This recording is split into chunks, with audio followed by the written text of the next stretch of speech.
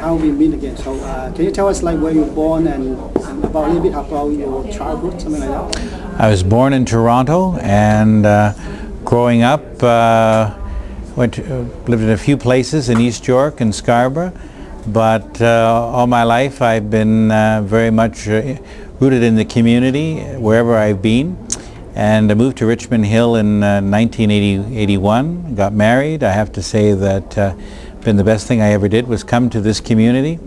I started out as a homeowners president. A lot of people, I'm sure your viewers, buy a new home and the builder never finishes it exactly the way you'd like to have it done. And so we formed a homeowners association. I became the first president.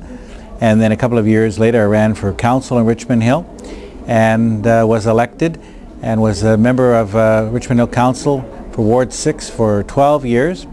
Was also the national president of the Federation of Canadian Municipalities, all the municipalities in Canada, as well as the president of the Canadian Parks and Recreation Association. In my academic life, I was at the University of Toronto. I did 3 degrees, including a Master's of Arts in Chinese politics. I was doing it in the 1970s when China still was the age of Mao Zedong and the bamboo curtain. And a lot of people said, well, why would you want to do China? I said, because China is going to be the future and we need to be prepared. So I was, the only time I think I've been really right in the future was on that. I also did a Bachelor of Arts and a Bachelor of Education.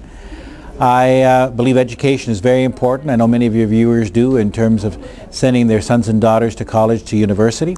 When I was a councillor, I also went back and did a public administration program to receive my accredited municipal clerk and treasurer's designation. And then 1997, I was fortunate. The boundaries changed and the riding of Oak Ridges at that time, now Richmond Hill, opened up. And I ran for the Liberal Party of Canada. I've been a lifelong Liberal, joined the Liberal Party when Trudeau became Prime Minister. And I have to say that the voters have been very, very good to me in the last 4 general elections here. We never take anything for granted, but we go all out. I'm living my dream because not only am I a member of Parliament, because of my Asia background, I have many ties to Asia, chair many associations including Canada-Japan, Canada-Vietnam, Canada-Indonesia. We didn't have a Canada-China at that time, but I can tell you now that, of course, go to China on a regular basis. I have many friends in the National People's Congress, to Taiwan. Again, I was an observer this year actually at the presidential elections where President Ma was elected. And so I have had that opportunity. Obviously, I keep a close eye on China-Taiwan relations, Canada-China relations as well, and been very interested. Certainly you can comment later on about the state of affairs. But for me, it's all about the community. It's working hard in the community. And when I became a member of Parliament, I made a conscious decision to hire someone who spoke Cantonese and Mandarin. It was the first in the Greater Toronto area to do so. And Fiona Chan, who's now my manager for my constituency office, has been with me from the start for the last 11 years. And of course, public outreach is very important. I really believe strongly that you have to be seen in the community. And of course, when you're in Ottawa, time to time you need to have someone designated who really understands your community, who does the outreach. So Joyce Yu in my office is my special assistant for community relations and media. And obviously that kind of outreach is important. So we understand the community, both the general community and of course people of Chinese descent we understand very well, and we're very fortunate. And Joyce has been with me for 8 years. So it is important that people understand that at the end of the day, it's what happens in your local neighborhoods that's important. And as the Member of Parliament, whether it's immigration issues or EI issues or whatever, we're here to serve them. They hear from me on a regular basis through my response newsletters, because I believe I don't like to hear from politicians only election time. I like to hear them all the time. And when people run, I believe you should have a track record. I think that people need to know that you have a real foundation in your community so that you understand the very people that you're going to be representing. We know that federal election is a party politics, so why you choose Liberal as your party? Because I believe in the Liberal values. For example, the issues on human rights, the security of the individual. It's the Liberal Party that brought us the Charter of Rights and Freedoms under Mr. Trudeau. It was the Liberal Party of Canada that opened up the Canadian West, brought immigration to Canada. We have been very open. We, of course, have had very strong ties. Mr. Trudeau was the one who established relations with mainland China in 1970. We believe very strongly in engagement. And it was Mr. Chrétien who led a number of economic trade missions to China with Canadian business, which opened up, which is very important. Sadly, we've seen a tremendous deterioration in relations with mainland China. Particularly, Mr. Harper is one of the few leaders of major states that did not go to the Beijing Olympics. This was a major event for China, for the Chinese. His failure to go, I thought, sent the wrong message. But since 2006, the Conservative government unfortunately claimed there were 2,000 Chinese spies in Canada. It has basically poked its finger at China. That has had an impact locally. I've had many local businesses, particularly people of Chinese descent who are in the import business, who found that the doors are not opening as much in China anymore because of this. The Americans and others are getting ahead of them. That's obviously not been a good thing. And now with the recent announcement of the federal election, the Governor General, who was to represent us in Beijing at the Paralympics, was not able to go because of the election. So from my standpoint, it's also important that the Liberal Party has believed in engagement, multilateralism, working with people. We may not like the government of North Korea, but we established relations with them to engage them. When the Americans put an embargo on Cuba in 1960, we engaged them. So I think that the Liberal Party represents the real values of the common individual. The Liberal Party of Mr. Trudeau, Mr. Chrétien, has always been very welcoming, and I think that's important to many immigrants. And also supporting things like education. When Mr. Chrétien was Prime Minister for the Millennium, some countries built big monuments. We decided to give the Millennium Scholarship to make sure that $3,000 would be available to students who are deserving, academically strong, for college or university. To me, that also speaks to the heart of what many of your listeners believe in, and that is a solid education. During Trudeau or question government period, what kind of work you do in the parliament? Under those two, I was the parliamentary secretary to Paul Martin when he was Minister of Finance, and I was responsible for getting two national budgets through. I was also, of course, worked very closely with him on the National Infrastructure Program as a former president of the Federation of Canadian Municipalities, understanding the need for communities and cities, the importance of ensuring that we get needed infrastructure money into this community. $50 million for Viva, for the new bus service in conjunction with the region of York and with the province. Working to get the $2 million, now it's under this government, but we had started under the Martin government to get that application in and get the money for the new Richmond Hill Theatre, which will open up next February. Under Mr. Martin, I was the parliamentary secretary of the Minister of the Environment, the Honourable Stéphane Dion, who's now leader of the Liberal Party. And I had many responsibilities, in particularly the area of parks, but also held the first parliamentary forum at the United Nations Climate Framework Conference on Climate Change in Montreal, which Mr. Dion chaired. It was the most successful COP, was called COP11, in which Kyoto was able to continue. So I've had those responsibilities. I am now the national defense critic for the Liberal Party. So I've had senior positions in all of the governments, and hopefully after this election, when we form the government, we'll see where that goes. But I know, being the first member of Parliament to support Mr. Dion, believing in him very strongly because he took on the separatists. He took on Mr. Bouchard. Where's Mr. Bouchard today? He took on the separatists. Where is separatism today? When Mr. Harper was talking about firewalls around Alberta, it was Mr. Dion and Mr. Chrétien brought in the Clarity Act, and that's why separatism is down today. For the past 25 months under the Liberal government, what do you see that they are not doing good enough for the countries? Well, I would say that under the Liberal government? And under the Conservative government. Under the Conservative government currently. Well, I think the one thing that contrasts us from the Conservative government is the economy. Remember, when the Liberals came in 1993, we had a $42.5 billion deficit. We were borrowing 33 cents on every dollar. We had to make some tough decisions as a government. But we were the first G7 state and the only G7 state to eliminate the national deficit and start paying down the national debt. Now and then we invested in healthcare, in education, the military, etc. Well, what's happened since then? In 2006, when the Conservatives came to power, they inherited a $12.5 billion surplus. Today we are in a technical deficit situation. Now it takes some kind of mismanagement to take $12.5 billion and turn it into a deficit. This is a great concern to me because we also had what we called a $3 billion contingency fund. That meant that if we had a SARS, which we did at the time, or mad cow, we could respond effectively. Well, they can't do that now because there is no contingency fund. So when you have a downturn in the manufacturing sector, which affects a number of people in my community, or the auto sector, we have people here who work in the auto sector, they cannot respond because they don't have the money. So from that standpoint, the mismanagement economically, remember, it is the Minister of Finance, Mr. Flaherty, the Conservative Minister, who said, do not invest in Ontario. Well, this is the economic engine of Canada. If you don't invest in this province, what do I say to people when plants close or when people are unemployed? Well, the Minister of Finance says you shouldn't invest in Richmond Hill. You shouldn't invest in Ontario. I think that's very short-sighted. I think it's politically stupid, and I think that it is not something which I certainly want to see. As a resident who lives in this province, I want people to invest here.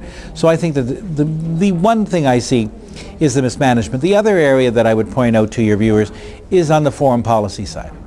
And that is that we've touched on about China, but foreign policy generally. The Liberal Party believes in multilateralism. It believes in engagement. We're the party of peacekeeping.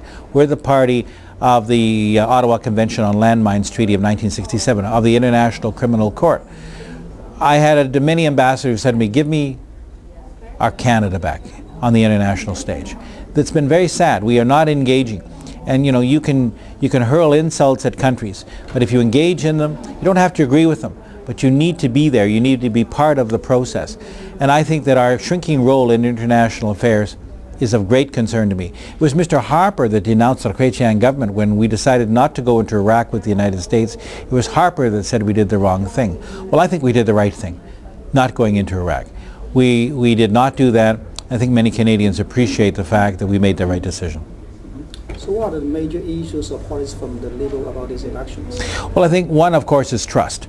I think the very fact that on the first day Mr. Harper became Prime Minister, he broke two promises. One, he said he would never appoint anyone to the Senate who wasn't elected. He wanted to have elected senators, as happened in Alberta. Well, he immediately appointed Mr. Fortier to the Senate who was not elected. Second thing that he did on the first day, he took a former Liberal, Mr. Emerson, who decided for political advantage that he would cross the floor and become a minister in the Harper government because he said he could represent his constituency better if he was in the government. Well, Mr. Harper said he'd never take anybody across the floor, and he did. Well, and all sorts of things in between. And the final act that he did as Prime Minister was he broke C-16. C-16 was the centerpiece of his election campaign in 2006. That was to have fixed election dates. Well, the fixed election date was supposed to be October 2009. Mr. Harper ripped up his own election law by going to the Governor General and saying he wanted an election. That doesn't mean that we wouldn't have brought him down a minority government. Of course you can do that, and we would have probably done that anyways. But the fact that he ripped up his own election law, which he said was so important, who can trust him? It is about trust. We have Mr. Dion, who is as honest as the day is long, who's always viewed as the man of integrity and honesty. To me, I want somebody who fights for my country. Mr. Dion was there on the separatism issue. He's been there on climate change for people. So I think the issue of trust, certainly the economy, climate change, people are concerned about the environment. We have people with health problems, whether you have asthma as an example, you want to have clean air. Well, this government has done nothing on the environment. And we believe very strongly, we have a very strong economic platform, which not only combines dealing with climate change, it deals with taxation issues. And again, in the green shift, we talk about for the low income, 15%, it will be dropped to 13.5. If you're in the next two income categories, 1% decrease. How do you know what you'll save? You go to the greenshift.ca and what do you find? You'll find a calculator. That calculator will tell you, put in your income what you will actually save. If you have 2 or 4 children, whether you save $2,400 a year, $2,000 a year, it's there. And we're putting the burden on polluters. We're not increasing anything. One of the myths that the Conservatives tried to talk about was increasing taxes at the gas pump. Absolutely false, is not there, will not be there. So we want to point out that we believe in strong economic management, which I believe is important to people. And I think one other area I would mention, which we don't hear from this government, is innovation. We need to be on the cutting edge. Young people are coming out. They are important that they are on the cutting edge of innovation, of not only green technology, e-commerce, etc. And we don't hear that. It's important that Canada be a world leader. It has been in the past, and can be in the future. Ontario Premier like Dr. McCready appeared in the TV say that ask people to pick the candidate that protect the Ontario interests. Yes. Yeah. So what's your opinion on that? Well, I would certainly then suggest that they pick Liberal candidates because it was the Conservative government that was bringing in legislation which would have shortchanged Ontario by 20 seats in Parliament. Yes, it was to add more seats because of growing population in Alberta and British Columbia, and we support that. But to shortchange Ontario by 20 seats because it isn't an area where the Conservatives have done well in, I think is politically motivated. Why should Ontario be shortchanged in terms of the number of members of Parliament, in terms of having that voice in Ottawa? Mr.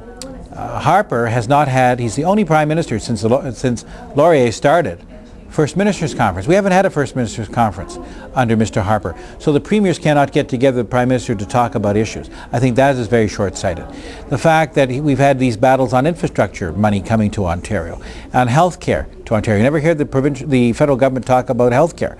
For me, these are issues which need to be addressed, and therefore to support the Premier of Ontario, and also obviously as a federal representative, we've always had good relations with the Liberal government.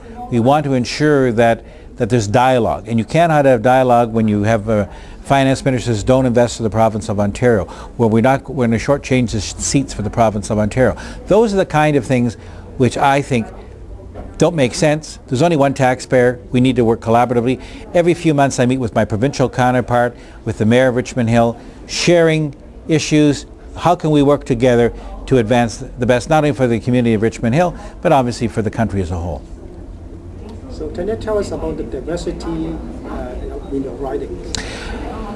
Obviously very mainstream. I mean, everyone in the riding, we have people of Chinese descent, significant number of people of Chinese descent, Armenian descent, you name it, pretty well a microcosm in this riding.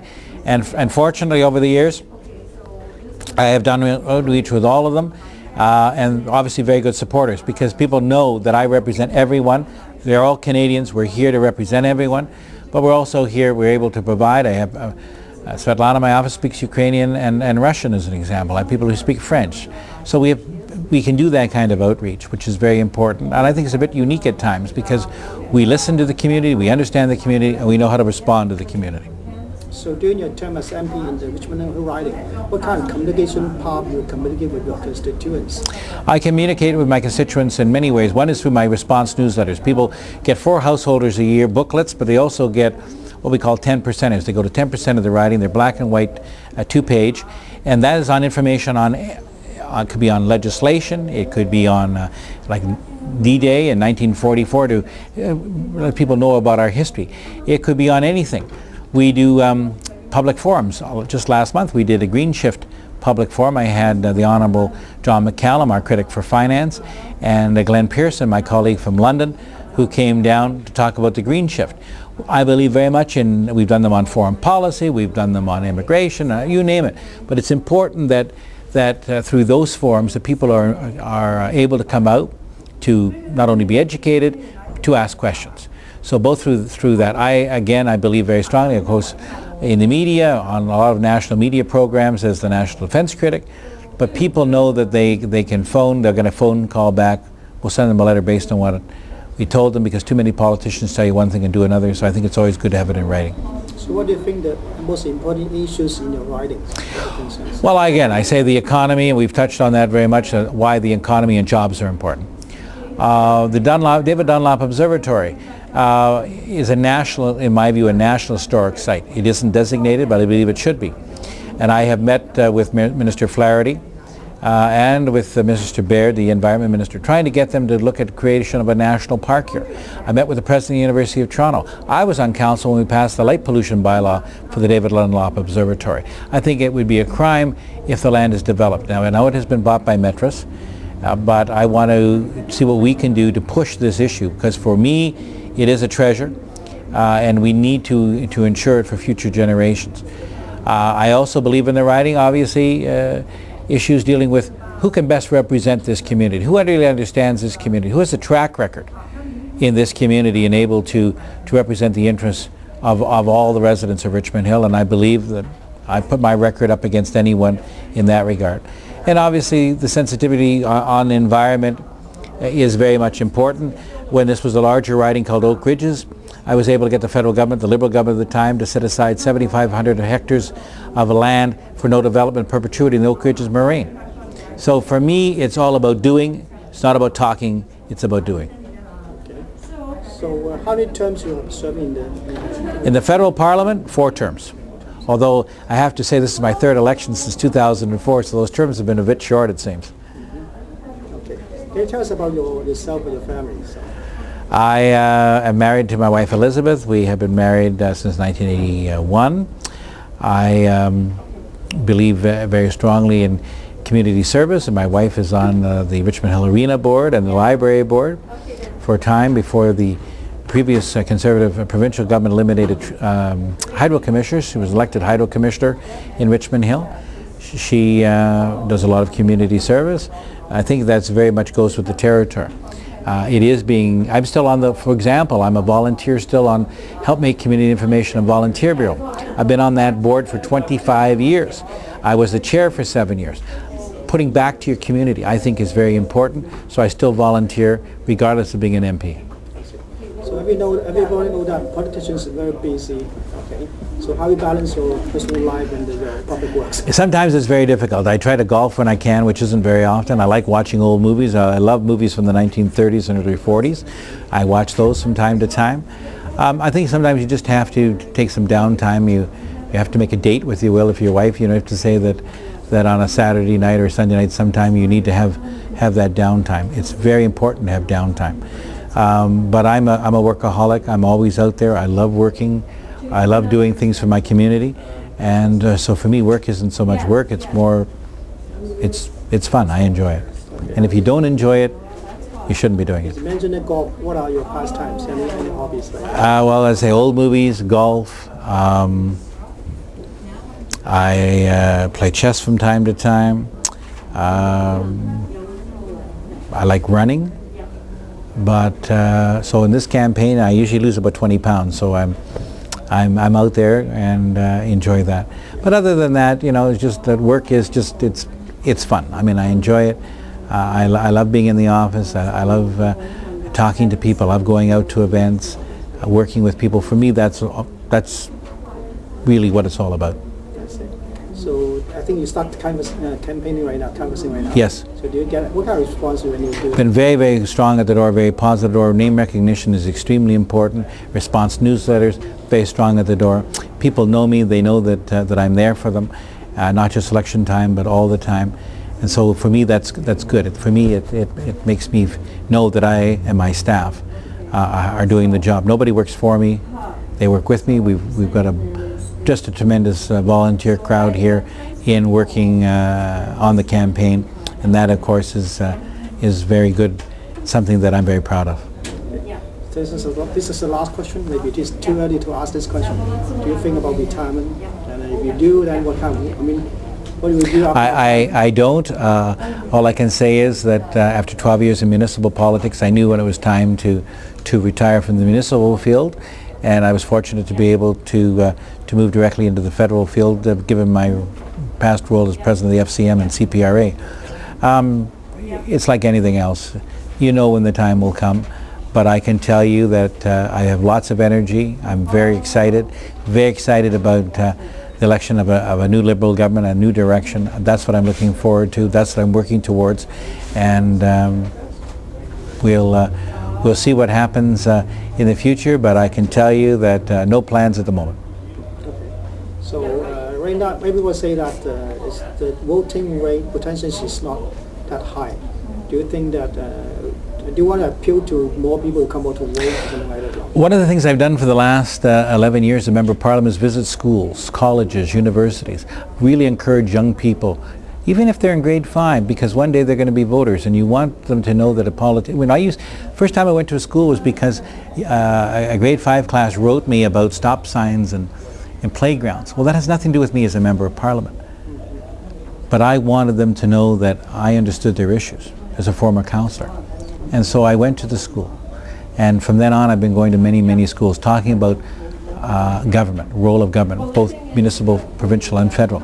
So for me, that I think is important. It's about public education.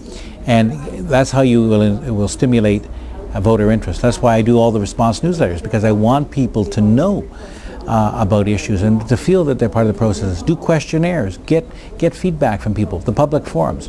All of those encourage people, because it's easy to be a cynic. I don't want people to be cynic. I want them to feel part of the process, to know that their vote makes a difference. And when they vote for me, they're voting for someone who really cares about this community, cares about what they have to say, and respond accordingly. Thank you. Thank you very much.